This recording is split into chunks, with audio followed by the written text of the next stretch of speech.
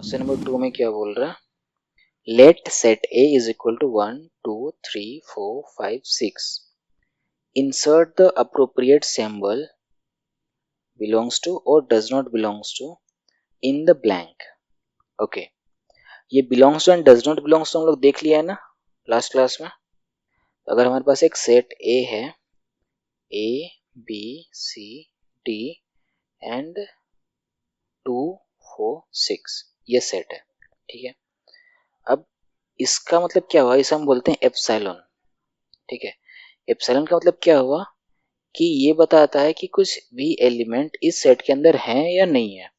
For example अगर हम बोल रहे हैं कि बी जो है वो एप्सिलॉन ए, अगर ऐसा लिखा हुआ है, इसका मतलब क्या हुआ, हम क्या पढ़ेंगे, बी बिलोंग्स टू 8. मतलब इसका क्या मतलब निकला, बिलोंग्स टू मतलब जो बी है वो इसके अंदर सेट ए के अंदर है. और अगर हम इसको काट दें, अगर हम इसको काट दें इसका मतलब क्या हो गया कि B does not belongs to, क्या हो जाएगा, डज नॉट बिलोंग्स टू. नहीं नहीं वो सेट वाला अलग हो गया, अभी हम लोग एलिमेंट का बात कर रहे हैं. इसका मतलब क्या हुआ, यहाँ पे जो भी हम लिखे हैं इसका मतलब हुआ कि जो एलिमेंट है ये एलिमेंट इस सेट के अंदर है, ये एलिमेंट है, ये कोई सेट नहीं है. और अगर हम इसको लिखते बिलोंग्स टू ए, क्या ये सही है, क्या ये सही है, नहीं. इसका मतलब क्या हुआ कि सेट बी क्या सेट ए के अंदर है, तो सेट बी, कोई भी सेट बी अंदर नहीं है ए के. अगर यहाँ पे ये इस तरह से होता कर्ली ब्रेसेस, तब हम बोल सकते हैं कि ये जो सेट बी है वो ए से बिलोंग करता है. बट यहाँ पे कोई भी कर्ली ब्रेसेस नहीं है, ठीक है. सिंपल सा मतलब है.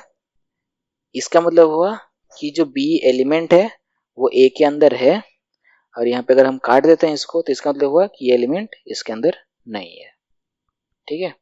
तो अगर हम लोग यहाँ पे देखते हैं क्वेश्चन नंबर 2 में एक सेट हमें दे रखा है, उसके अंदर सारे एलिमेंट्स गिवन है, हमें सैम्पल्स फिल करने हैं सारे क्वेश्चंस में. तो 5 फिल इन द ब्लैंक ए, क्या सेट ए के अंदर 5 है दिख रहा है, तो यहाँ पे कौन सा साइन लगाएंगे, बिलोंग्स टू साइन. और इसको क्या पढ़ेंगे, 5 बिलोंग्स टू ए. सिमिलरली 8 के लिए हम क्या लगाएंगे, 8 वाले के लिए 8 does not belongs to, 0 does not belongs to, 4 belongs to, 2 belongs to, 10 does not belongs to. आया समझ में. एंड अगर हम यहाँ पे कर दे इसको इस तरह से, अभी बताओ यहाँ पे क्या आएगा,